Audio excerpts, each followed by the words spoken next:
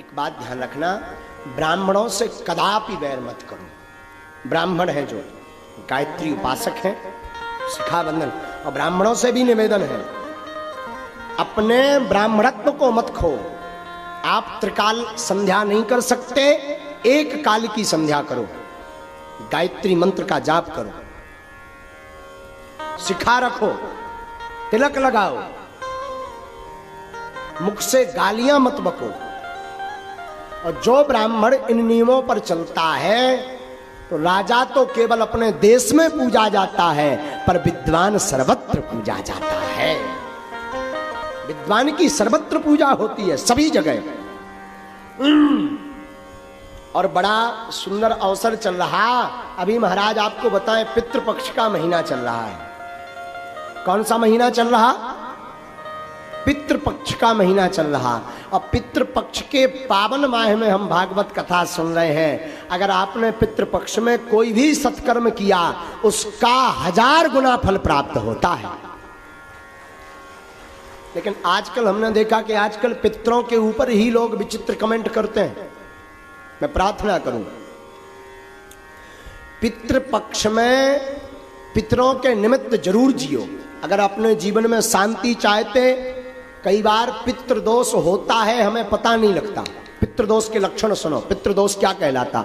पितृदोष का मतलब है पितृ आपके पूर्वज मर जाएं, दादा परदादा दादी नाना नानी चाचा ताऊ मर जाएं और उनका विधिवत संस्कार ना हो या कोई त्रुटि हो जाए तो वो प्रेत योनि में घूमते रहते हैं और अपने वंश वालों को बार बार परेशान करते रहते हैं। कहीं शादी विवाह में रोक लगाएंगे, कहीं सत्कर्म करें सत्कर्म में रोक लगा देंगे, कहीं आपका घर में मंगल होने वाला हो उसमें कुछ अमंगल हो जाएगा, आप आगे नहीं बढ़ पाएंगे। पितृदोष के ये जो है लक्षण है।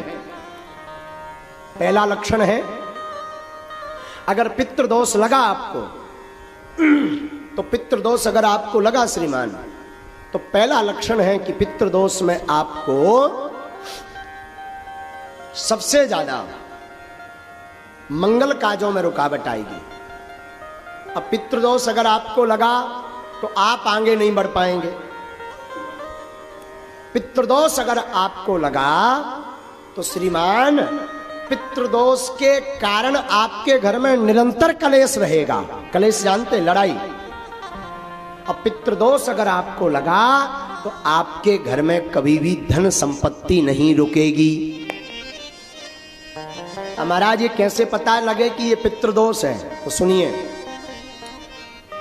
बार बार स्वप्न में मरे हुए लोग दिखाई दें या बार बार स्वप्न में पूर्वज दिखाई दें, अथवा बार बार भोजन करते समय भोजन में बाल निकले, सिर का बाल निकले,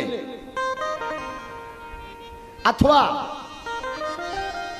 बार बार कोई भी प्रयत्न करने से सफलता प्राप्त ना हो, तब समझ जाना चाहिए कि आपके ऊपर पितृदोष है। और पितृदोष की निवृत्ति के लिए जो अभी वर्तमान में पितृपक्ष चल रहा है, ऐसे पितृपक्ष में हर वर्ष पितरों के निमित्त कुछ ना कुछ सत्कर्म करो, भगवत कथा करो, दान करो, ब्राह्मण भोज करवाओ, गरीबों को भोजन करवाओ, गौ को ग्रास खिलाओ। ऐसा करने से और पितरों को याद करने से पितृदोष से मुक्ति हो जाती है। लेकिन आजकल हमने देखा इसे कई जो है कम बुद्धि के लोग, हीन बुद्धि के लोग पितृपक्ष को ही मजाक में ले लेते हैं, कहते ये सब कपोल कल्पना है। मेरी व्यासपीठ से प्रार्थना है श्रीमान, पितृदोष से निवृत्ति चाहिए तो पितृपक्ष में सत्कर्म जरूर करिए, वरना आप एक नहीं 100 मूड के हो जाएं। अगर पितृदोष लगा तो जीवन में आप कभी भी सफल नहीं हो सकते। एक बात। दूसरी बात, शायद धोखे से एक बार सफल हो गए। देखो, प्रतिष्ठा प्राप्त कर लेना कठिन नहीं है आज के सोशल मीडिया के जमाने में, नाम कमा लेना कठिन नहीं है आज के जमाने में, पर प्रतिष्ठा को स्थिर रखना, उच्च स्तर पर बने रहना बड़ा कठिन है। इसलिए पितरों के निमित्त जरूर पूजा करो। अगर पितरों की आपको स्मरण नहीं है कि हमारे पूर्वज कब खत्म हुए थे, किस तिथि को खत्म हुए थे, तो अमावस्या के दिन ब्राह्मण भोज करवाओ, भागवत करवाओ, सुंदरकांड का पाठ करवाओ। आपके पास धन नहीं तो सत्यनारायण की कथा सुनो। आपके पास बिल्कुल गरीबी है तो घर पर बैठकर पूरे परिवार सहित भगवान नाम का संकीर्तन गाओ। और ज्यादा गरीब हो, ब्राह्मण भोज नहीं करवा सकते, तो गौ माता के लिए घास लेकर के पितरों के निमित्त गौ माता को घास खिलाओ। इससे भी पितृदोष से मुक्ति मिलेगी।